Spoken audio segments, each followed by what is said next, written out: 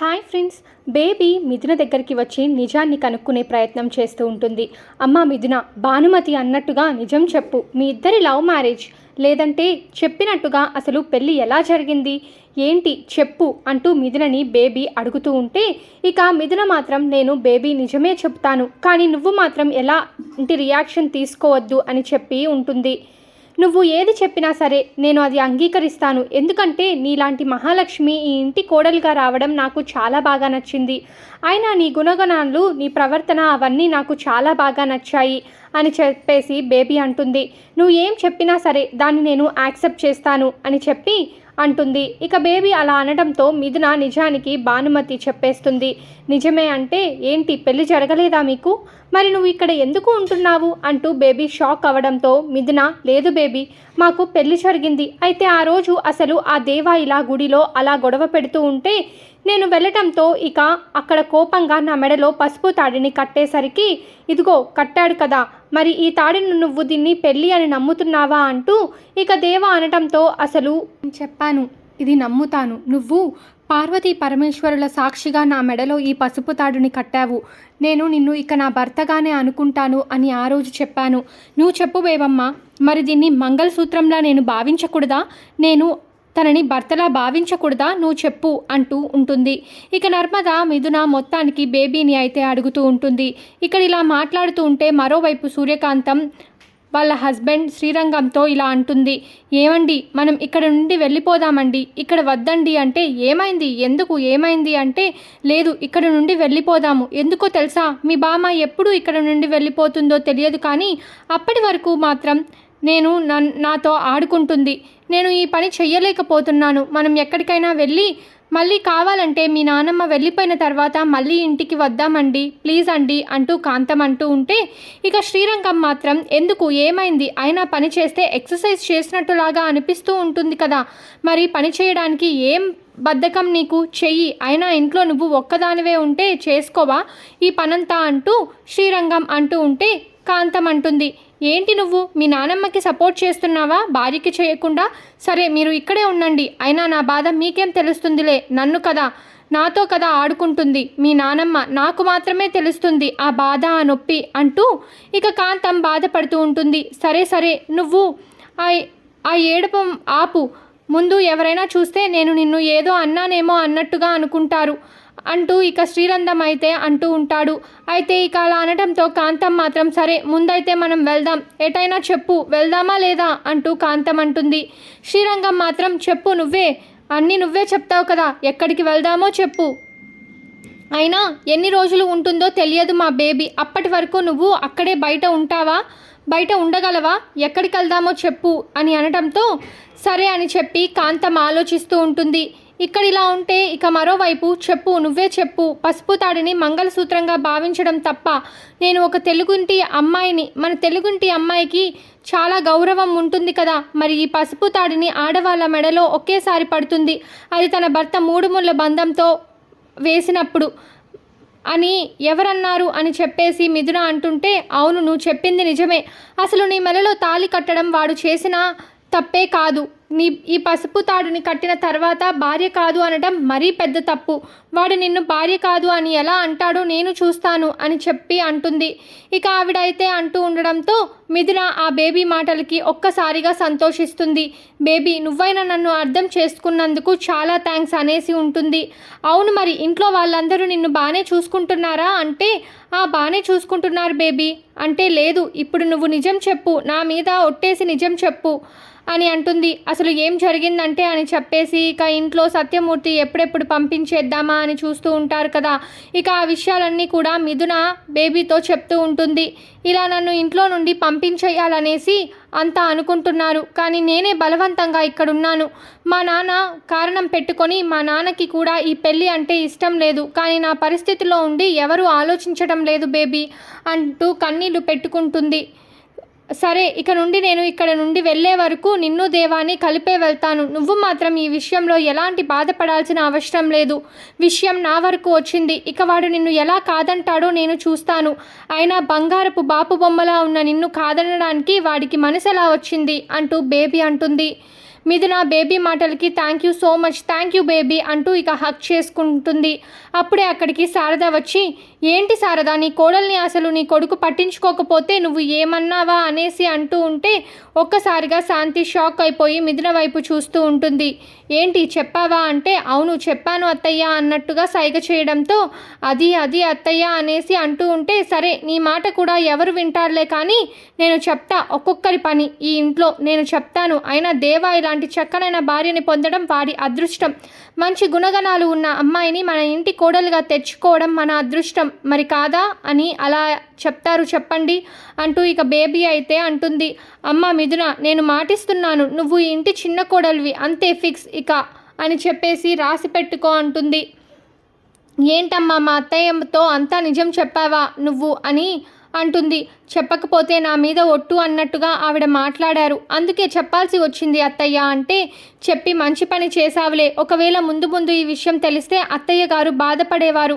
అందరం కలిసి నిజాన్ని దాచిపెట్టామని అనుకునేవాళ్ళు. ఇక చెప్పావు కాబట్టి ఆవిడ ఇప్పుడు బాధపడ్డా తర్వాత విషయం చెప్పారులే అని చెప్పేసి ఇక తను మౌనంగా ఉంటుంది అని చెప్పి శారద అయితే అంటూ ఉంటుంది.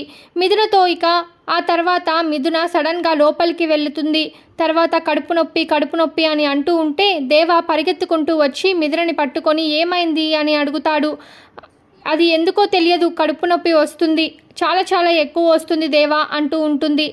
ఏంటి ఇదంతా యాక్షనా లేదంటే నిజమేనా అని దేవా అంటూ ఉంటే, నీ మొహం, కడుపు నొప్పి వస్తుందని ఎవరైనా అబద్ధం చెప్తారా? అయినా నాకు అబద్ధం చెప్పేంత అవసరం లేదు అంటూ చాలా బాధపడుతూ ఉంటే మిథునని తీసుకొని వెళ్ళి అలా సోఫాలో కూర్చోపెట్టి, నువ్వు ఇక్కడే కూర్చో అంటూ మజ్జిగ కలుపుకొని తీసుకొని వస్తాడు.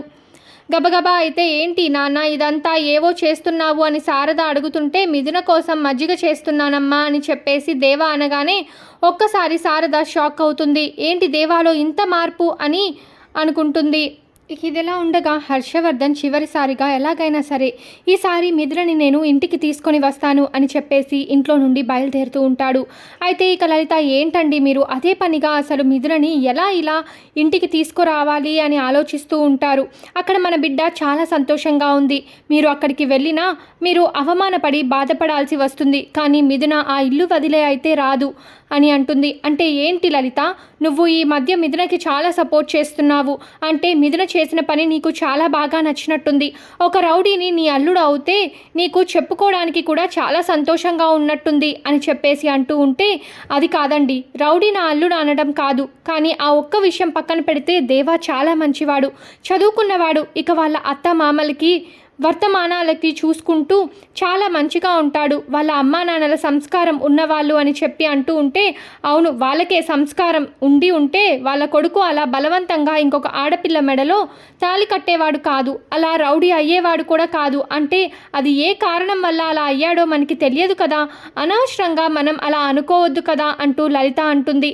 హర్షవర్ధన్, ప్లీజ్ లలిత, నేను వెళ్ళాలి, నేను అనుకున్నది నాకు జరగాలి, నా బిడ్డ మన ఇంటికి రావాలి, ఇక తన సంతోషంగా ఉండాలి అంతే. ఈరోజు ఎలాగైనా సరే నేను మిథునని ఇక్కడికి తీసుకొని వస్తాను, ఫస్ట్ బ్రతిమిలాడుతాను, కానీ ఆ తర్వాత రాకపోతే లాక్కొని వస్తాను అంటే అలా మాత్రం చేయొద్దు, ఎందుకంటే ఒకవేళ తిరిగి మిథున మిమ్మల్ని మీ మీదనే సీరియస్ అవుతుంది, అలా చేస్తే మాత్రం మరింత దూరం పెరుగుతుంది అని చెప్పేస్తుంది. ఇక హర్షవర్ధన్ అలా అని వినిపించుకోకుండా వెళ్తూ ఉంటాడు. లలిత మాత్రం తన మనసులో బాధపడుతూ ఉంటుంది. ఈయనలో ఎప్పుడు మార్పు వస్తుందో, అసలు ఈయన ఎప్పుడు మారుతాడో, మిథున గురించి ఇంతలా బాధపడుతున్నాడు. నిజానికి ఒక తండ్రిలా ఆయనలో కొండంత బాధ దాగి ఉంది, నేను అర్థం చేసుకోగలను, కానీ ఇప్పుడు జరిగిపోయిన పెళ్లిని ఎవరు మళ్ళీ తిరిగి తీసుకురాగలరు? అందుకే ఇక జరిగింది జరిగిపోయింది కాబట్టి ఇక ఇప్పుడు మనం మిథున ప్రశాంతత కోసమే చూడాలి, కానీ ఈయన ఇంకా అలా ఆలోచించుకుపోతూ ఉన్నాడు. దేవుడా, ఎలాగైనా సరే నువ్వే ఎలాంటి గొడవలు జరగకుండా చూడయ్యా అంటూ లలిత మొక్కుతూ ఉంటుంది. ఇక్కడ అలా ఉంటే మరోవైపు పెద్ద కోడలు ఆహా అంటే ఈరోజు ఏదో చాలా పెద్ద గొడవే జరిగేటట్టుగా ఉందే అని చెప్పేసి ఇక ఇంట్లో అనుకుంటూ ఉంటుంది. త్రిపుర ఇక్కడే ఇలా ఉంటే ఇక మరోవైపు సత్యమూర్తి వాళ్ళ ఇంట్లో సత్యమూర్తి ఒక దగ్గర కూర్చొని ఉంటే శారద అక్కడికి వెళ్ళడం జరుగుతుంది. అయితే ఏంటి శారద, ఏదైనా మాట్లాడాలా అంటారు. ఏం లేదండి, ఒక విషయం గురించి మాట్లాడాలి, మీకు కోపం రావచ్చు అవ్వచ్చు, బాధ అనిపించవచ్చు, కానీ నిజం మాత్రం నేను మీతో చెప్పి తీరుతాను అని అంటుంది. మిథున విషయం అనగానే ఇక ఒక్కసారిగా షాక్ అయిపోయి అలా శారద వైపు చూస్తూ ఉంటాడు సత్యమూర్తి. ఇక అప్పుడు శారద ఇలా అంటూ ఉంటుంది, అవునండి మీకు కోపం వస్తుందేమో మిథున పేరు చెప్తే, కానీ మనకు ఒక అమ్మాయి పుట్టలేదనే చెప్పేసి ఎప్పుడూ మనం అనుకుంటూ ఉండేవాళ్ళము. అసలు ఈ ఇంట్లో ఆడపిల్ల ఉంటే మహాలక్ష్మిలా ఉండేది అనేసి నేను చాలాసార్లు అనుకున్నాను. మీరు కూడా చాలాసార్లు నాతో అన్నారు, ముగ్గురు మగపిల్లల్ని కన్నామే కానీ ఆడపిల్లి ఉంటే తండ్రి బాధని అర్థం చేసుకునేది అని చెప్పేసి మీరు కూడా అన్నారు కదా. అలాంటి అమ్మాయి మన ఇంటికి ఇప్పుడు కోడలుగా వచ్చింది. ఈ బాధని తీర్చడానికే తను మన ఇంటికి కూతురయింది. నిజానికి అసలు ఎవరు ఆలోచిస్తారు ఈ ఇంటి గురించి? ఒక్క మాట చెప్పండి. మన ఆనంద్ ఎన్ని రోజుల నుండి అసలు ఇంట్లో తను తింటూ అలా ఇంట్లోనే ఉంటూ ఉండేవాడు తప్ప తన బాధ్యత అస్సలు తనకి తెలియదు. పని చూసుకోరా, పని చూసుకో అని ఎన్నిసార్లు చెప్పినా తన సోమరితనంతో, తన బద్ధకంతో పని చూసుకోకుండా ఏ వర్క్ జాబ్ వెళ్లకుండా ఇంట్లోనే తిని కూర్చున్నాడు. కానీ మిథున ఎలాగైనా సరే తనని జాబ్కి పంపించేలా చేసింది అనగానే ఇక సత్యమూర్తి ఒక్కసారిగా షాక్ అవ్వడం జరుగుతుంది. ఇదంతా మిథున చేసిందా? అంతేకాదండి, ఇంట్లో అందరినీ తన సొంత వాళ్ళలా భావిస్తూ ఉంటుంది. అసలు ఇలా ఎవరు అనుకుంటారు? కేవలం మన బిడ్డ మాత్రమే ఇలా అనుకుంటూ ఉంటుంది. మన బిడ్డనే నా వాళ్ళు వీళ్ళు అన్నట్టుగా భావిస్తుంది. కానీ పరాయి ఆడపిల్లది, దేవ బలవంతంగా కట్టిన ఆడపిల్ల. అసలు తను చెప్పేసి అనగానే సత్యమూర్తి ఏం చెప్పాలి అనుకుంటున్నావు శారద అంటే మీరు తనని అసలు చాలా బాధ పెడుతున్నారు. నిజానికి అసలు ఏదైనా మేమందరము ఈరోజు మిథున పుట్టినరోజు అని శుభాకాంక్షలు చెప్పాము, మీరు కూడా చెప్తారని తను చాలా ఎదురు చూసింది. కానీ మీరు చెప్పకపోయేసరికే తను చాలా బాధపడుతుంది. మీరు అలా మౌనంగా రాకుండా ఉండాల్సింది అని చెప్పేసి శుభాకాంక్షలు చెప్పాల్సిందండి అని చెప్తుంది శారద. శారదాను ఎన్నైనా చెప్పు, తను ఇంటి ఆడపిల్ల కాదు. అయినా వాళ్ళ నాన్న వాళ్ళందరూ అసలు ఈ ఇంటి కోడలుగా భావించటం లేదు. మరి అలాంటప్పుడు మనం మాత్రం తనని ఇంటి కోడలుగా ఎలా అనుకుంటామో అని చెప్పు. ఆ రోజు బలవంతంగా మన దేవా చేసిన పనికి ఆ అమ్మాయి బలైంది. మరి పాపం ఆ అమ్మాయి జీవితం నాశనం అవ్వటం నాకు ఇష్టం లేదు అని చెప్పేసి సత్యమూర్తి అంటూ ఉంటే, ఆ అమ్మాయి అంటే మీకు ఇష్టమే కదా, నిజంగా ఆ అమ్మాయి ఇంటి మహాలక్ష్మిలా ఉంటుంది. కాకపోతే గొప్పింటి అమ్మాయి కాబట్టి ఇంటికి సరితూగదు అని చెప్పి సత్యమూర్తి అంటాడు. ఇక శారద కూడా చాలా సంతోషిస్తుంది. అంటే సత్యమూర్తికి కూడా మిథున అంటే నచ్చింది అని చెప్పేసి అనుకుంటూ ఉంటుంది. తర్వాత కాసేపటికి మీరు పుట్టినరోజు శుభాకాంక్షలు చెప్పండి, ఈరోజు మిథున పుట్టినరోజు అని చెప్పి అక్కడ నుండి శారద అయితే వెళ్ళిపోతుంది. ఇక హర్షవర్ధన్ ఇంటి నుండి బయలుదేరడం జరుగుతుంది కదా. సత్యమూర్తి వాళ్ళ ఇంటికి రానే వస్తాడు. ఇక వచ్చిన తర్వాత మిథున అమ్మ మిథున అంటూ పిలవగానే మిథునకి వాళ్ళ నాన్న వాయిస్ వినిపించి నాన్న అంటూ పరిగెత్తుకుంటూ వస్తుంది. పుట్టినరోజు శుభాకాంక్షలు అంటే నాన్న ఇంటికి వచ్చి మరీ ఇలా బర్త్డే విషెస్ చెప్తున్నారు కదా, థ్యాంక్ యూ సో మచ్ అని అంటుంది. పదమ్మా మన ఇంటికి వెళ్దాం అని అంటాడు. ఏ ఇంటికి నాన్న అంటే మన ఇంటికమ్మా అంటుంది. మన ఇల్లు అది కాదమ్మా నా ఇల్లు ఇది అంటే, అదేంటి నువ్వు ఆ ఇంటి బిడ్డవి కాదా అంటే, అవును అది నా పుట్టిల్లు, ఇది నా మెట్టినిల్లు అని చెప్పేస్తుంది. చూడు మిథున, నేను అక్కడ నుండి ఇక్కడి వరకు వచ్చింది నీ మాటలు వినడానికి కాదు, నిన్ను తీసుకొని వెళ్ళడానికి. ఇక ఈరోజు నువ్వు మన ఇంటికి వస్తున్నావు అంతే, పద అంటూ ఇక చెయ్యి పట్టుకొని తీసుకొని వెళ్తూ ఉంటే, నానా ఏంటి బలవంతం చేస్తున్నారు అంటూ మిథున అంటుంది. ఇక హర్షవర్ధన్ మాత్రం లేదు మిథున, నువ్వు ఈరోజు ఇంటికి వస్తున్నావు, అయినా మమ్మల్ని ఇంకా ఎన్ని రోజులు బాధ పెట్టాలి అనుకుంటున్నావు, ఈరోజు నువ్వు ఇంటికి రావాల్సిందే అని చెప్పి హర్షవర్ధన్ గట్టిగా పట్టుపట్టి ఇక తనని తీసుకొని వెళ్ళబోతూ ఉంటే, సత్యమూర్తి అక్కడికి వచ్చి హర్షవర్ధన్ గారు ఒక్క నిమిషం ఆగండి అంటూ గట్టిగా అరవగానే అందరూ ఇంటిల్లపాది అక్కడికి రావడం జరుగుతుంది. హర్షవర్ధన్ మిథున షాక్ అయ్యేలా చూస్తూ ఉంటే ఇక అప్పుడు సత్యమూర్తి ఇలా అంటాడు, మిథున ఈ ఇంటి చిన్న కోడలు, మిథున ఎక్కడికి రాదు, మీరు ప్రేమతో తనని ఆహ్వానిస్తే తన భర్తతో కలిసి మీ ఇంట్లో అడుగు పెడుతుంది అనగానే ఒక్కసారిగా మిథున షాక్ అవుతుంది. సంతోషంతో మిథున చాలా ఆనందపడుతుంది. ఇక మరోవైపు అందరూ షాక్ అవుతారు. ఇక మిథున శారద మాత్రం సంతోషిస్తూ ఉంటారు. అయితే మీరు ఇలా గట్టిగా తీసుకొని వెళ్ళడం కరెక్ట్ కాదు అని చెప్తాడు సత్యమూర్తి. ఇక ఆ మాటలకి ఇంటిల్లపాదితో పాటు హర్షవర్ధన్ కూడా షాక్ అయ్యి, ఏంటి నా బిడ్డని నేను తీసుకుపోవడానికి నీ పర్మిషన్ కావాలా అని అడుగుతాడు.